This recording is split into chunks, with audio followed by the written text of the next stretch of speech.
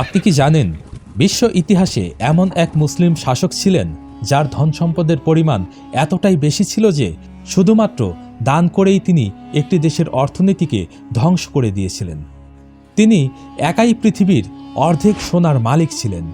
মনে করা হয় তার যে পরিমাণ সম্পদ ছিল তা দিয়ে এরকম কয়েকশো বুর্জ খলিফা তৈরি করা কোনো ব্যাপারই ছিল না। বুর্জ খলিফা, যা ২৭১৭ ফুট উচ্চতার পৃথিবীর সবচেয়ে উঁচু ভবন, যার নির্মাণ ব্যয় $1.5 বিলিয়ন মার্কিন ডলার। এছাড়াও বর্তমান সময়ের সবচেয়ে ধনী ব্যক্তি Elon Musk, Larry Ellison, Jeff Bezos, Mark Zuckerberg, এদের সম্মিলিত সম্পদও তার সম্পদের কাছে কিছুই নয়। হ্যাঁ, আপনি ঠিকই শুনেছেন, একটি সাম্রাজ্য যা সোনার পাহাড়ের উপর দাঁড়িয়েছিল, একটি নাম যা আজও বিশ্বের সবচেয়ে ধনী মানুষের তালিকায় শীর্ষে থাকার কথা, কিন্তু তার নাম আমরা এত কম শুনি কেন? কেমন ছিলেন সেই ব্যক্তি? তার এত সম্পদ এলোই বা কোথা থেকে? কিভাবে এক রাজা একাই দুনিয়ার অর্ধেক সোনার মালিক হয়ে উঠলেন?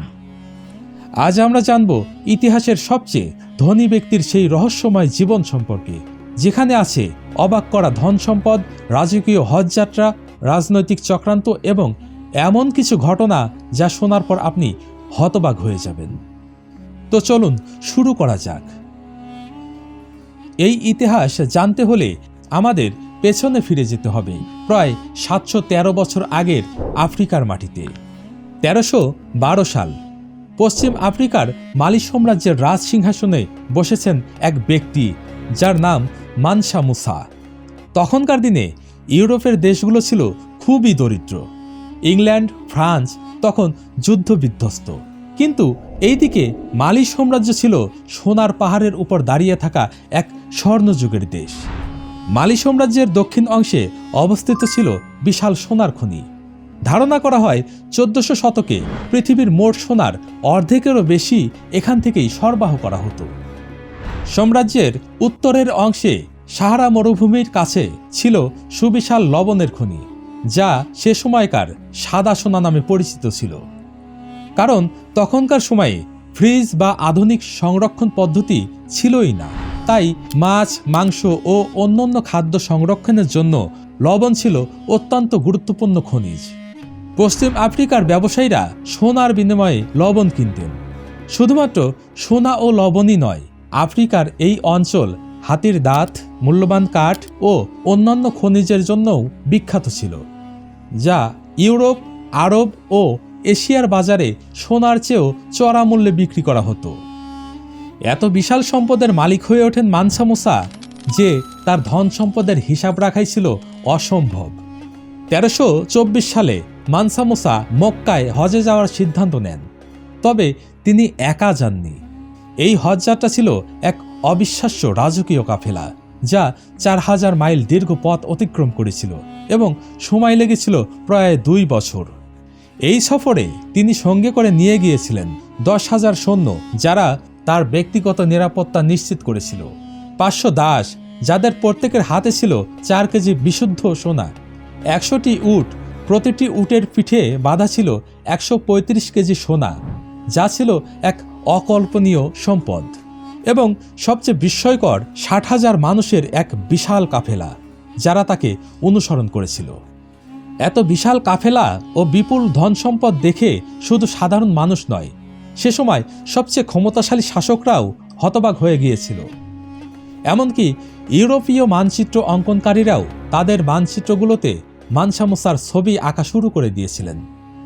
ইতিহাসবিদদের মতে এটি ছিল বিশ্বের অন্যতম ব্যয়বহুল ও বিস্ময়কর হজ সফর। মুসা যখন কায়রো শহরে পৌঁছালেন, তখন তিনি মিশরের দরিদ্র জনগণের মাঝে অতিরিক্ত পরিমাণ সোনা দান করেছিলেন। এত বিপুল পরিমাণ সোনা দান করেছিলেন যে তার দানের ফলে সোনার মূল্য কমে গিয়েছিল। এর ফলে মিশরের অর্থনীতি বিপর্যস্ত হয়ে পড়ে। এই পরিস্থিতি কাটিয়ে উঠতে মিশরের প্রায় ১২ বছর সময় লেগেছিল। ইতিহাসবিদেরা বলেন এটি কেবল দান ছিল না, বরং এটি ছিল একটি চমকপ্রদ কৌশল।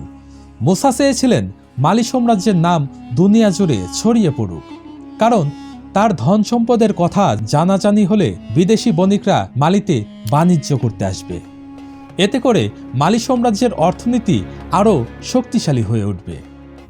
হজ থেকে ফিরে মানসা মুসা টিম্বুকটুকে বাণিজ্য ও সংস্কৃতির কেন্দ্র হিসাবে গড়ে তোলেন। তিনি শিক্ষার প্রসার ঘটিয়ে মসজিদ, মাদ্রাসা, বিশ্ববিদ্যালয় ও ধর্মীয় কেন্দ্র নির্মাণ করেন।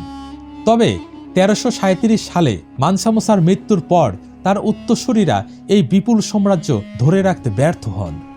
একদিকে অভ্যন্তরীণ রাজনৈতিক দ্বন্দ্ব, অন্যদিকে বাইরের শত্রুদের আক্রমণে মালি সাম্রাজ্য ধীরে ধীরে দুর্বল হয়ে পড়ে। শেষ পর্যন্ত 1500 শতকের দিকে মালি সাম্রাজ্য পুরোপুরি পতনের মুখে পড়ে যায় এবং ইতিহাসের পাতায় একসময় বিলীন হয়ে যায়। কিন্তু প্রশ্ন হলো, আমরা কেন মানসা মুসার নাম এত কম শুনি? কারণ ইউরোপের লেখকেরা কখনোই চাইতো না যে তারা স্বীকার করুক পৃথিবীর সবচেয়ে ধনী মানুষ ছিলেন একজন আফ্রিকান মুসলিম রাজা। পশ্চিমা ইতিহাস বইতে তাকে নিয়ে খুব কম লেখা হয়েছে, কিন্তু আফ্রিকার হারিয়ে যাওয়া সেই স্বর্ণযুগের গল্প আজও জীবিত আছে। কারণ যতদিন ইতিহাস লেখা হবে ততদিন মানসা মুসার নাম পৃথিবীর সবচেয়ে ধনী রাজার তালিকায় শীর্ষে থাকবে।